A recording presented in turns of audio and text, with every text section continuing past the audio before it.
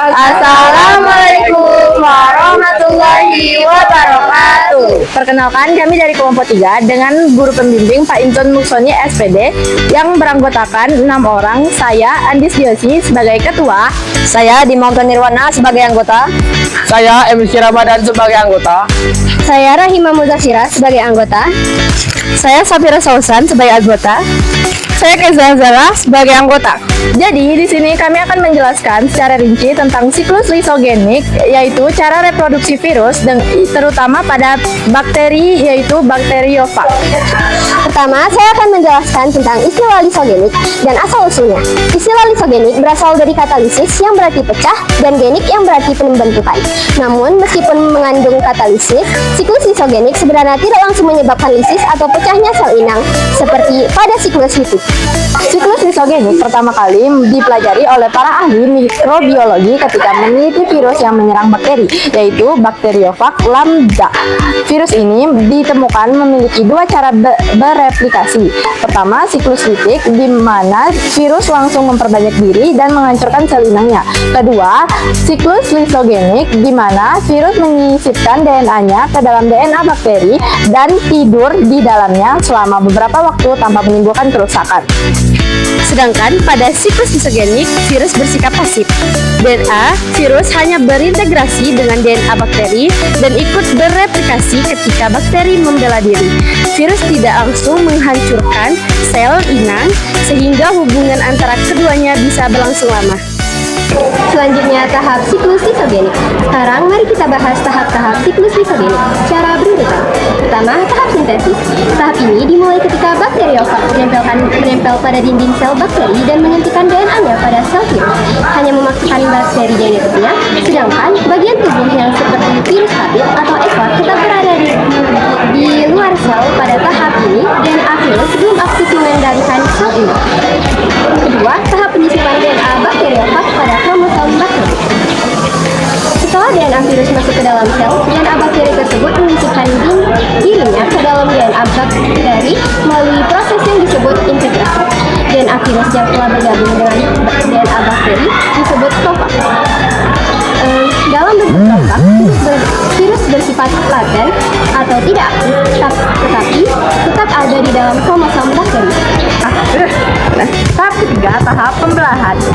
Ketika bakteri membelah diri, DNA-nya akan ikut tergandakan karena DNA virus telah menjadi bagian dari DNA bakteri.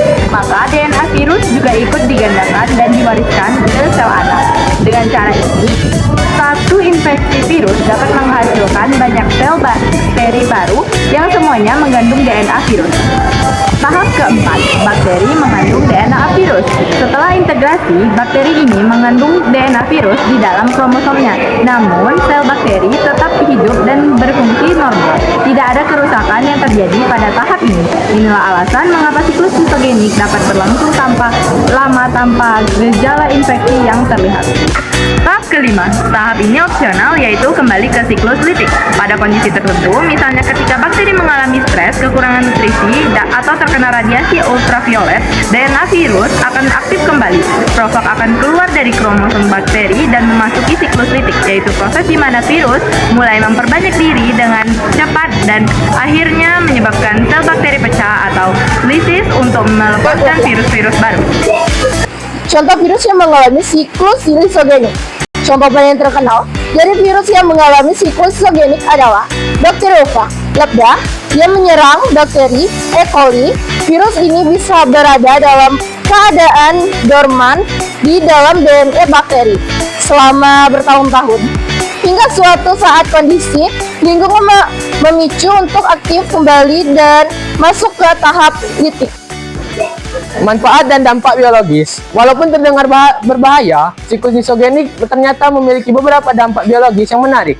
Dampak bioteknologi, mekanisme ini digunakan untuk memahami rekayasa genetik karena proses penyisipan DNA virus mirip dengan cara peneliti menyisipkan gen ke dalam organisme lain. Dalam evolusi, integrasi DNA virus dapat menyebabkan perubahan genetik permanen pada bakteri sehingga berpengaruh terhadap variasi dan adaptasi mikroba. Namun di sisi lain, siklus ini juga dapat menjadi sumber bahaya. Beberapa virus yang menyerang manusia seperti virus HIV juga memiliki fase lisogenik.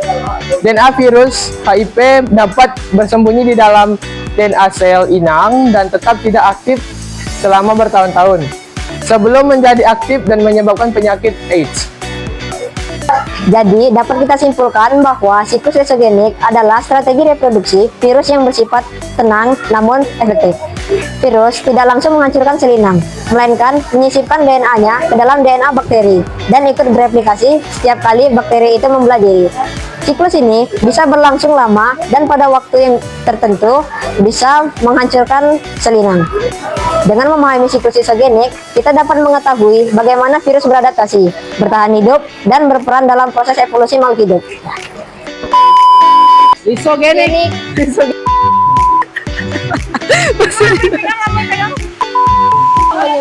Gue diam dulu.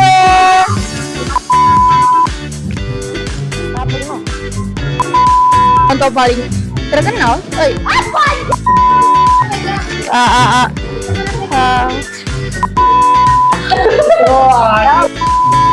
Kami akan memperkenalkan